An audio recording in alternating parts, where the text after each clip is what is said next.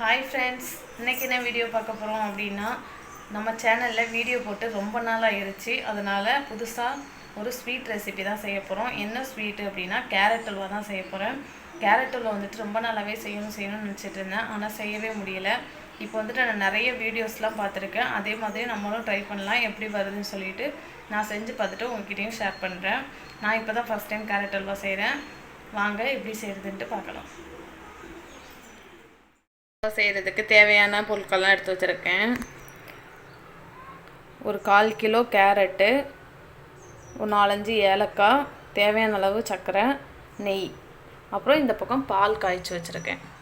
இதெல்லாம் தான் வச்சு கேரட் அல்வா செய்ய போகிறோம். இப்போ வாங்க இந்த கேரட்டை துருவி எடுத்துக்கலாம்.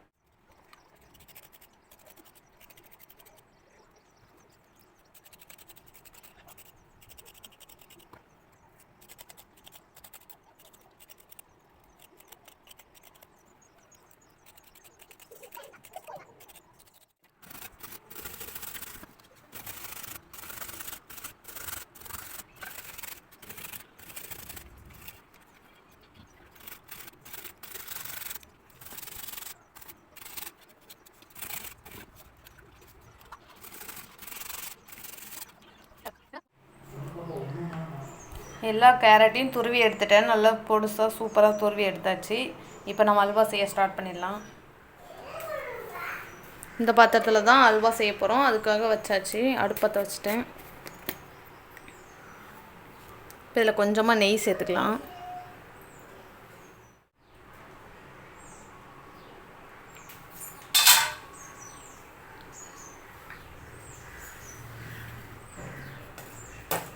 நெய்யில் முந்திரி பருப்பை வறுத்துக்கலாம் ஃபஸ்ட்டு.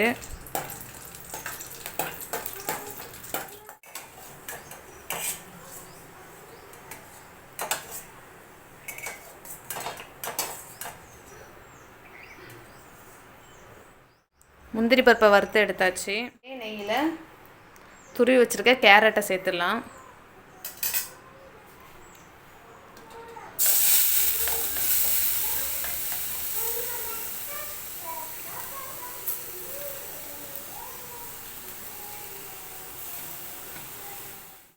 இப்போ இந்த நெய்யிலே கேரட்டை வதக்கி விட்டுடலாம்.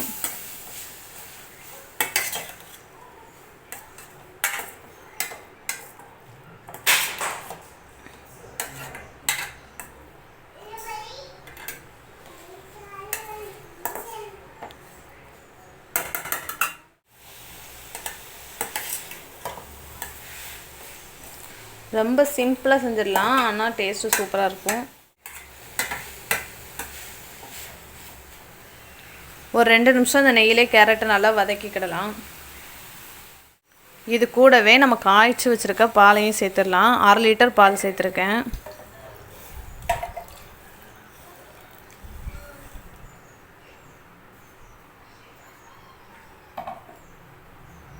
காய்ச்சாமல் டேரெக்டாக கூட சேர்க்கலாம், ஆனால் ஒரு வேளை பால் கெட்டு போயிருந்தால் தெரியாததுனால நான் காய்ச்சி பார்த்துட்டு அதுக்கப்புறம் இதில் ஊற்றுறேன்.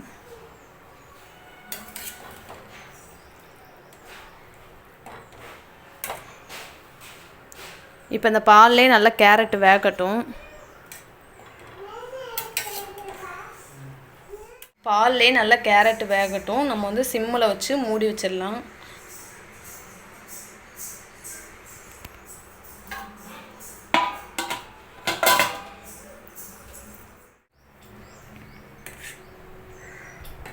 கொஞ்ச நேரத்துக்கு ஒருக்கா இப்படி மிக்ஸ் பண்ணி விட்டு மூடி வைக்கணும்.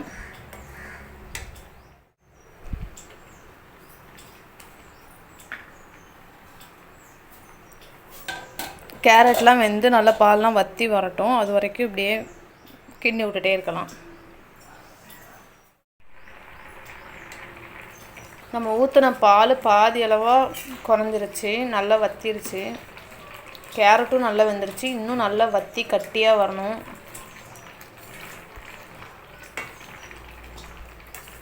இது கூட ஃபுட் கலர் வேணால் சேர்த்துக்கலாம், ஆனால் நான் ஃபுட் கலர்லாம் எதுவும் சேர்க்கலை, பாப்பாவுக்குலாம் கொடுக்குறதுனால.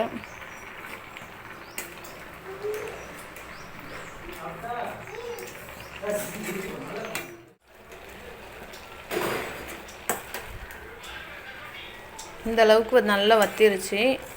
இன்னும் இந்த இருக்கிற கொஞ்சம் பாலும் நல்லா வற்றிக்கிடட்டும். வற்றி நல்லா கட்டியாக வரணும். அதுக்கப்புறம் நம்ம சக்கரைலாம் சேர்த்துக்கலாம். நல்லா வற்றி இந்த அளவுக்கு கட்டியாகிருச்சு. இது கூட ஏலக்காவை தட்டி வச்சுருக்கேன், அதை சேர்த்துக்கலாம்.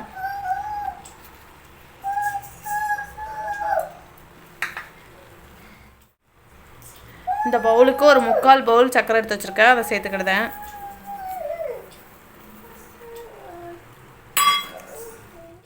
இப்போ இது எல்லாத்தையும் சேர்த்து நல்லா மிக்ஸ் பண்ணிக்கலாம்.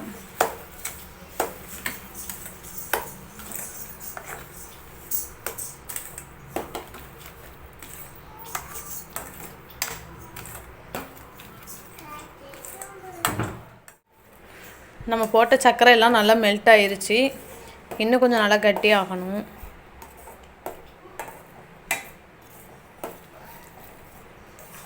அது வரைக்கும் கிண்டிகிட்டே இருக்கலாம்.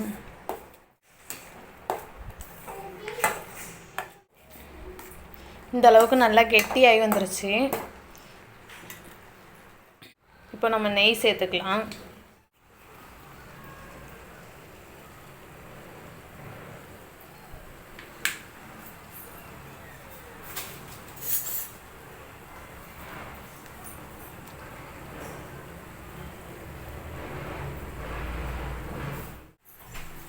நெய் சேர்த்து நல்லா மிக்ஸ் பண்ணிக்கலாம்.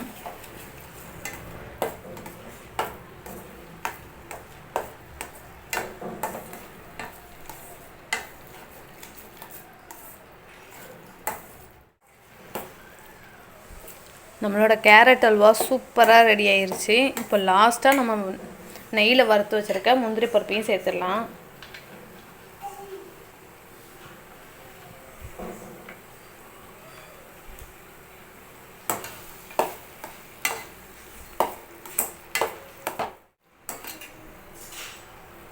சூப்பரான கேரட் அல்வா ரெடி ஆயிருச்சு. எந்த ஃபுட் கலரும் சேர்க்காம எவ்வளோ கலர்ஃபுல்லாக வந்திருக்கு பாருங்கள். சூப்பராக இருக்குது.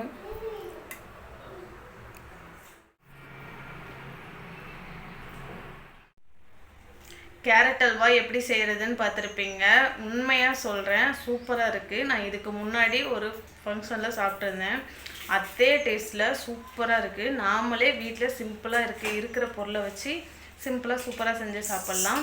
ஆனால் என்ன கொஞ்சம் டைம் ஆகும், ஆனால் டேஸ்ட்டு சூப்பராக இருக்குது. நீங்களும் உங்கள் வீட்டில் ட்ரை பண்ணி பாருங்கள். என் சேனலை சப்ஸ்கிரைப் பண்ணாமல் பார்க்குறீங்க அப்படின்னா சப்ஸ்கிரைப் பண்ணுங்கள். இந்த வீடியோ உங்களுக்கு பிடிச்சிருந்துச்சுன்னா லைக் பண்ணுங்கள். அடுத்து ஒரு சூப்பரான வீடியோவில் பார்க்கலாம். பாய்.